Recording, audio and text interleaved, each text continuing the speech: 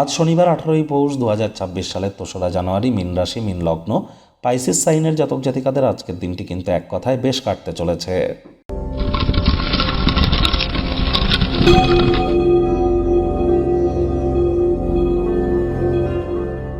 ভিডিওটির শুরুতে স্ক্রিনে আপনারা দেখতে পাচ্ছেন শনিদেবের বীজমন্ত্র ওম প্রাং প্রিং প্রং স শানিশ্চারায় নামা।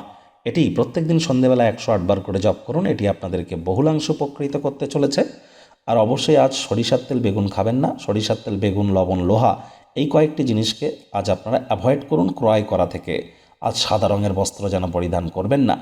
দেখুন, শনি মহারাজ কিন্তু বর্তমানে তিনি নিজের নক্ষত্রে গোচর করতে চলেছেন 20শে জানুয়ারি থেকে। তার আগে পর্যন্ত তিনি বৃহস্পতির নক্ষত্র পূর্ব ভাদ্রপদ নক্ষত্রে আছেন। তাহলে আপনারা বৃহস্পতির বীজমন্ত্রও কিন্তু জপ করতে পারেন। যা দীক্ষা নেননি ইমিডিয়েট দীক্ষা গ্রহণ করবার চেষ্টা করুন। জন্মগুরু, শিক্ষাগুরু, দীক্ষাগুরু এই 3 গুরুর প্রাপ্তিতেই কিন্তু আমাদের জীবন ধন্য ধন্য হয়ে উঠবে। আমি বারবার কিন্তু বলছি, বৃহস্পতি কিন্তু অতিচারী আছেন, তারাই কিন্তু প্রোটেক্টেড থাকবেন যারা দীক্ষিত। 2026 সাল অত্যন্ত গুরুত্বপূর্ণ একটি সাল, তার কারণ নববর্ষের এটিই কিন্তু প্রথম বর্ষ। 2026 সাল যোগ করে দেখবেন 1 হবে। আর এজন্যই এই বছরটি অত্যন্ত গুরুত্বপূর্ণ। আপনাদের ক্ষেত্রে ঠিক কেমন অতিবাহিত হবে 30-40 মিনিটের বিস্তারিত আলোচনা সহ একটি ভিডিও চ্যানেলে অলরেডি আপলোড করা হয়েছে। সময় সুযোগ বুঝে একবার দেখে বা শুনে নিতে ভুলবেন না। ভাগ্য মিটার আজ আপনাদের বলছে 8 আউট অফ 10 ভাগ্য আপনাদের অনুকূলেই থাকবে। স্বাস্থ্য এবং পরিবার এই দুই ব্যাপারেই আপনাদেরকে একটু সাবধানতা অবলম্বন করেই চলতে হবে। বাইরের ক্রিয়াকলাপ আজ অত্যন্ত ক্লান্তিকর এবং ধকলসাধ্য হবে। কায়িক পরিশ্রমের কারণে শরীরে ক্লান্তি আপনারা অনুভব করতেই পারেন।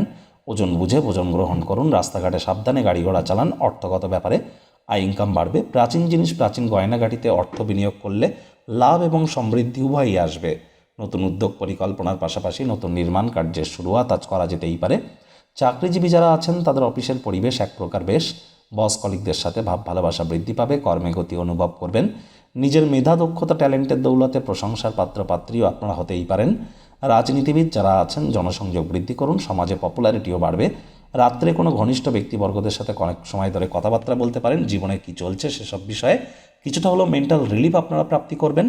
শিক্ষার্থী বিদ্যার্থীরা যে কোনো প্রকার পরীক্ষা প্রতিযোগিতায় সফলতা অর্জন করবেন উচ্চশিক্ষার জন্য। যারা বিদেশ যাত্রার কথা ভাবছিলেন ভাগ্যদেবীও আপনাদের পক্ষেই আছেন।